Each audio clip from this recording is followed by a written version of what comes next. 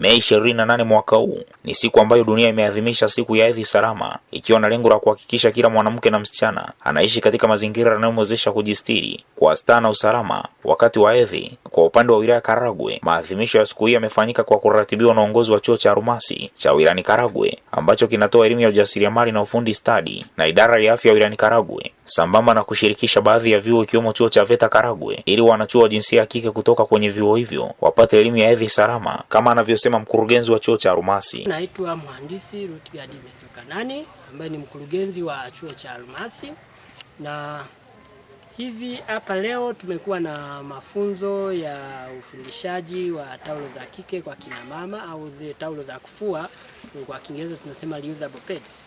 Na tumefanya hili zoezi kwa kushirikisha chuo chetu cha Almasi, kimeshirikisha vyuo vingine kwa sababu lengo letu ni kutoa mafunzo ambayo hawa akina dada waweze kuyapata. Lakini pia haya mafunzo tumeyafanya tukishirikiana na idara ya afya, ambapo walikuwepo wataalamu mbalimbali kutoka kwenye idara ya afya, lakini tulikuwa na wenzetu kutoka Bukoba ambao ni SIDO Bukoba, na wao walikuwepo hapa wakitoa mafunzo juu ya fursa zinazopatikana SIDO. Lengo ni kwa nini? Kwa sababu hawa tunajua kwamba kila tarehe 28 mwezi wa 5 ni siku ya hedhi salama duniani.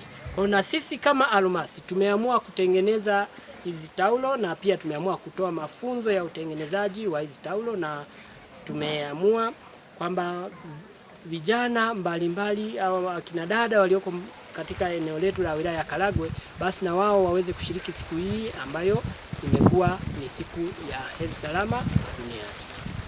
Naam, na kutokana na hii sasa, unaamini kwamba litaleta tija vipi kwa upande wa watoto wa kike na hususan ambao wako katika vyuo mbalimbali vya hapa Karagwe? Asante ndugu mtangazaji, na nikiweza nikakwambia kwamba kwa wilaya yetu ya Karagwe unakuta mwanamama anaingia kwenye hedhi au dada anaingia kwenye hedhi karibia kila mwezi, na kila mwezi anapoingia anatakiwa awe na vifaa vya kujikinga ambavyo ukijikuta hivi vifaa ni gharama, upatikanaji wake na huwa ni gharama. Lakini pia sisi kama Almasi tukaona ni bora tuwafundishe namna ya utengenezaji, tukiwa tunaamini wakitengeneza wao vya kujikinga pia wanaweza wakawapa na watu wengine ambao uko kwenye familia zao, kwa sababu jua watoto ni wanafunzi huko, wana kina mama, dada zao, mama zao na watu wengine kwenye familia ambao wako kwenye uhitaji. Afisa afya wa wilaya Karagwe Biti Laurenti, ambaye ameozesha mada kwa wanafunzi wa vyuo kuhusu hedhi salama, amesema kuwa mpango wa idara ya afya wilayani Karagwe ni kuendelea kutoa elimu hiyo kwa wanafunzi wa vyuo vya kati vilivyopo wilayani hapa. Sisi kama halmashauri ya wilaya ya Karagwe kwa upande wa idara ya afya ni jukumu letu la kuendelea kuelimisha. Elimu inaendelea na kufikia kupitia vyombo vya habari, kwenda shuleni na kwenye vyuo. Pale ndo kuna watoto walio wengi unakuta labda hawaelewi, lakini pia hata jamii, wazazi wenyewe. Mzazi unakuta kwamba anajua kwamba mtoto wake anatakiwa apate taulo ya kike za kutosha anapoenda shule, lakini unakuta labda anampa pakiti moja, anamwambia haya nenda.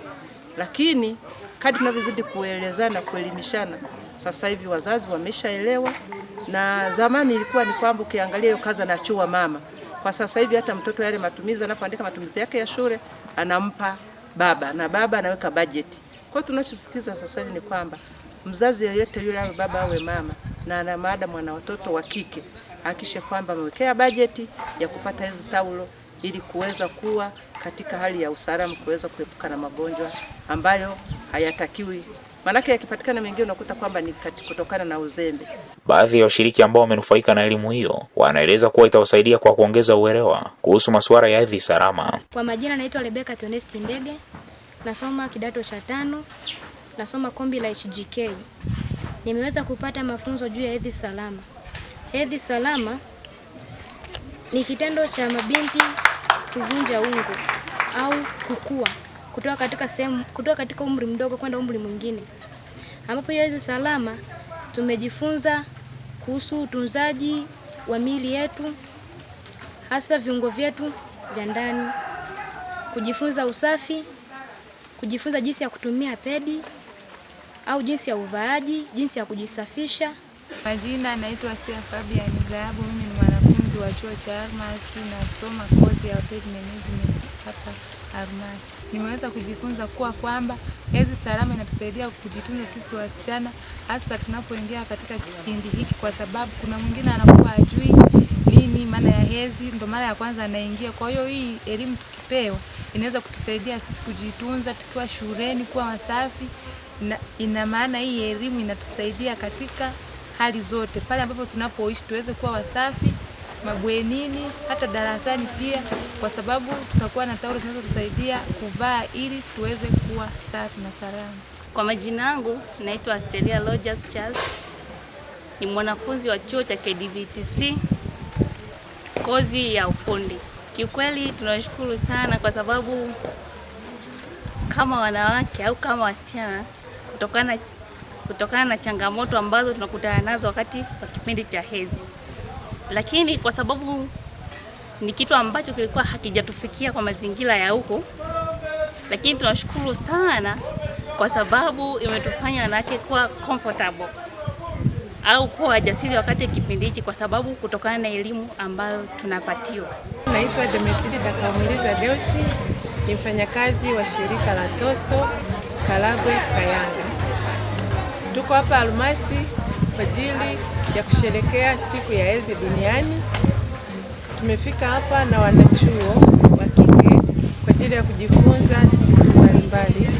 Kitu cha kwanza tumejifunza namna ya kutengeneza pedi. Pia tukajifunza namna ya kutunza mazingira yetu.